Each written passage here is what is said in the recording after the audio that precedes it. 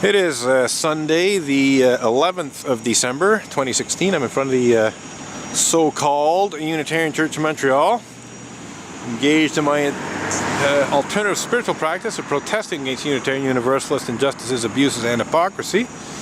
And I just had a little run-in with a passer-by who believes he's the vice king of Jesus Christ, whatever that is, but obviously someone who's not totally with it there. But he saw my picket signs, he walked by, and he got, I don't know, like 30 feet away from me kind of thing, turned around, looked back, and started berating me, and demanding what I'm doing and why I'm protesting, and no. He was definitely showing considerable anger. You know, I'm the kind of guy that I don't react, I don't overreact to such things, especially when it, like, you know, someone looks like they're being quite unreasonable. So I just said, you know, why don't you calm down a little bit first? And I think that's where he came out with I'm the vice king of Jesus Christ thing. You know? And anyway, I can't remember all the details because it happened so quickly, but I got video of it. So you can check the video. Okay, here come the police from the look of things. But they're probably just going to drive by. But anyway, so this guy, you know, quite angrily objects to my protest, and he comes right up to me, basically wants me to stop from the look of things, and I say, you know, calm down, and I'm about to, like, explain to him, you know, why I'm protesting, so he can get a grasp of the issues, but he just kind of, like, walks away.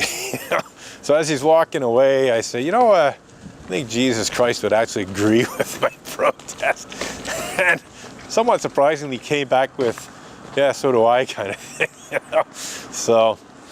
So anyway, that was entertaining. You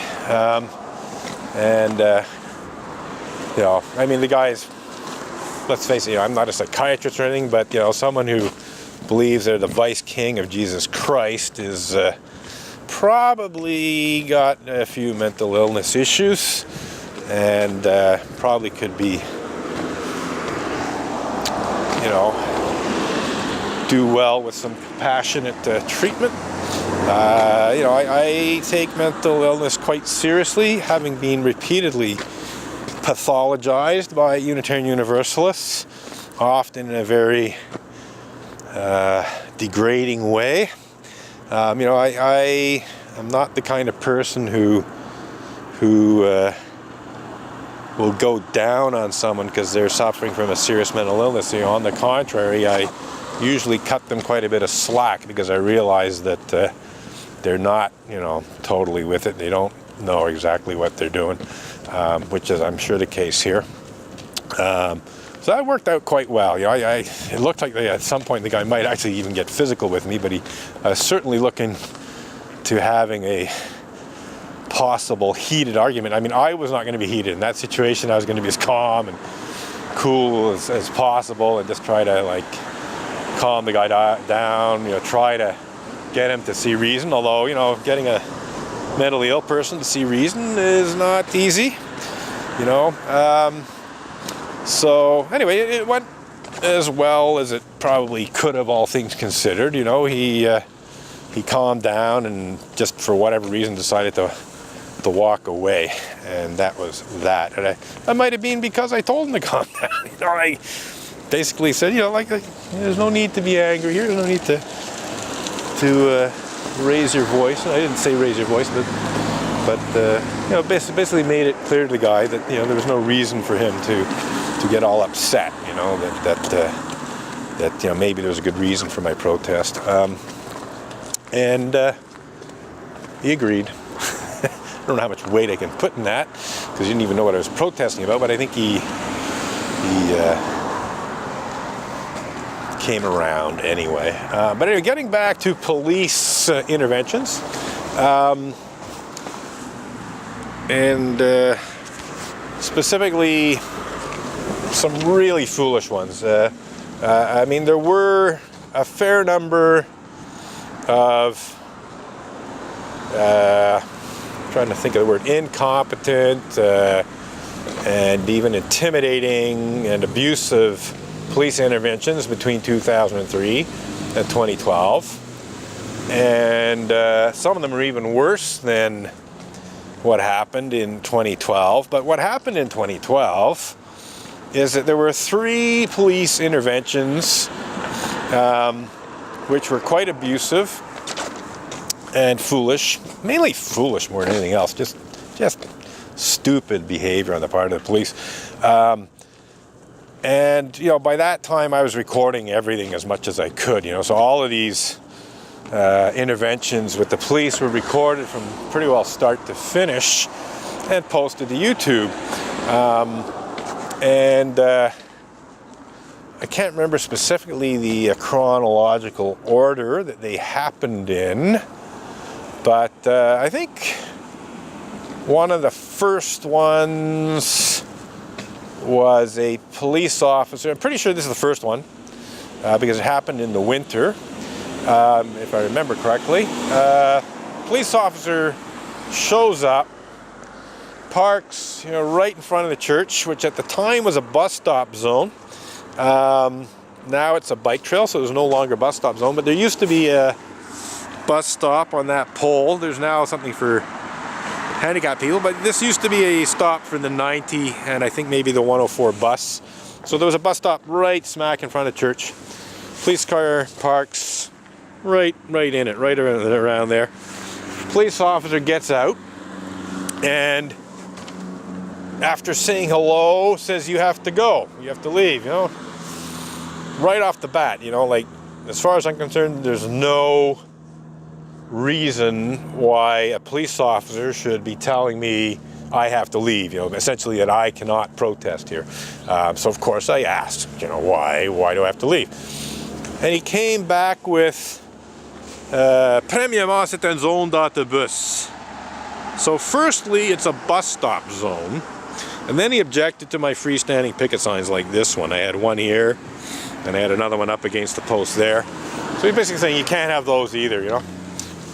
And I'd already established that I could have those with other police officers, but the main thing though is just totally ludicrous was his claim that I could not protest in a bus stop zone, as if there was like some, you know, Montreal city bylaw that prohibited protesting in a bus stop zone, or prohibited pedestrians circulating in a bus stop zone, because that's what it comes down to. I'm a protester, I'm a pedestrian, got a sign in my hands, or 1 or 2 signs, and I'm circulating back and forth.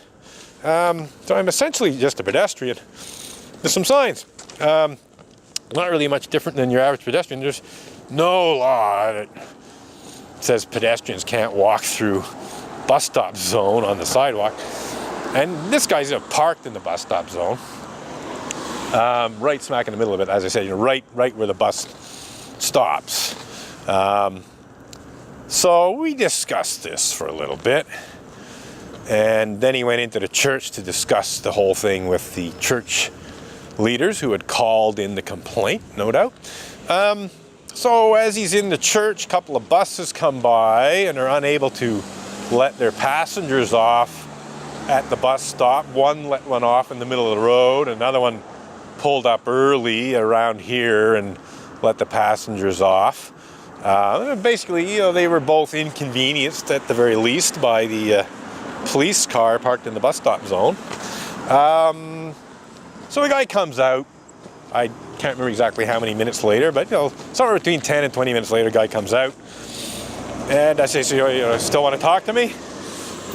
And the guy like just sort of waves his hand and goes into his car. No, I don't want to talk to you. And I think what happened probably is that, you know, while he was in the church members told him, oh, by the way, the guy out there records everything. So he probably realized that he looked like a total idiot, which as far as I'm concerned, you know, any police officer that tells you can't protest in a bus stop zone, well, I won't say he's a total idiot, but he's behaving idiotically, shall we put it that way? Like, that behavior is idiotic. So we'll be precise here. So that was one of the interventions. So, you know, in the end, he just drove away after inconveniencing a couple of buses, preventing them from letting their passengers off because his car was parked in the bus stop zone. Then I can't remember which one comes next, but probably the Mother's Day incident was the next one, but maybe not. So essentially, Mother's Day 2012, a couple of female police officers show up, and again, it's the same thing. They approach me, and after making initial introductions, I think they actually said, "Do you know why we're here?" kind of thing. I said, "Well, because the church called in a complaint," kind of thing. You know? So after that, they said, "Yeah, you have to go." And so again, you know, like, why? Why do I have to go? And it's all right, sir. I'm not talking to you. Okay, I thought maybe you thought I was talking to you. Yeah. Yeah. No worries. Yeah. So essentially, what happened is, you know, they told me I had to go. So again, you know, why do I have to go? Why do I have to leave? Like, don't I have a right to protest? Don't I have a right to be here? And they accused me of blocking circulation on the sidewalk. You know, now, you know, I'm just a pedestrian with a sign in each hand. Now, if I use the signs as a barrier, you know, yes, if I put them together like this and held them and, you know, didn't allow people to pass, well, yeah, then I'd be blocking the sidewalk. But walking back and forth with a couple of picket signs, sorry, I'm not blocking the sidewalk. And the funniest thing was, you know, during this conversation, I was standing off the sidewalk around where that pole is. So I was standing off the sidewalk here, or on the edge of it like this. So hey, there was like lots of room for the people to pass. The only problem was the two police officers were standing there. One of them anyway was like right smack in the middle of the sidewalk. So she was actually blocking circulation on the sidewalk more than I was, which I pointed out to her. Anyway, they're threatening to give me a ticket for blocking circulation on the sidewalk. I'm saying, fine, you know, I'll contest it in court and we'll see what happens with that kind of thing. Give it to me. You know, I don't mind. I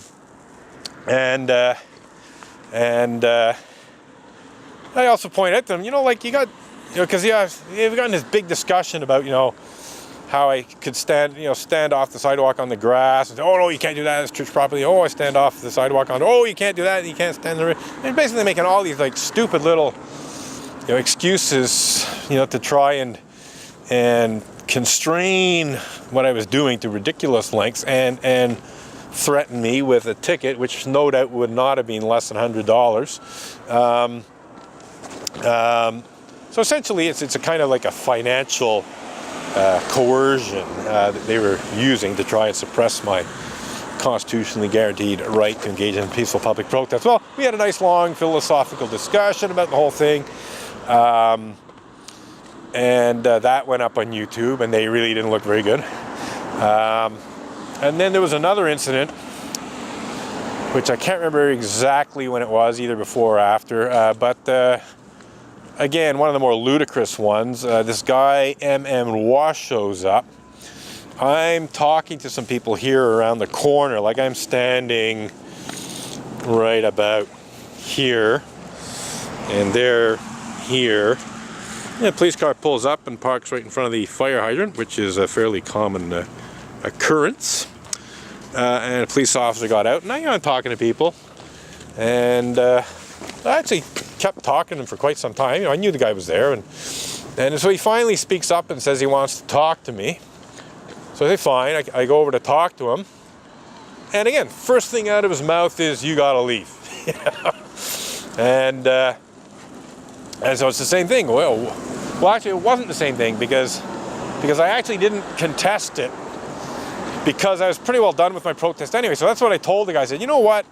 I'm finished anyway, so I'm going to comply with your order to leave, because I'm leaving anyway. That, you know, but I don't think you should be ordering me to leave. I don't think you have any right to order me to leave. But you know what? I'm going to do it anyway because I'm leaving anyway. So, but you know, I tried to make it clear that, you know, I had a right to be there. And so again, we got into one of these philosophical discussions.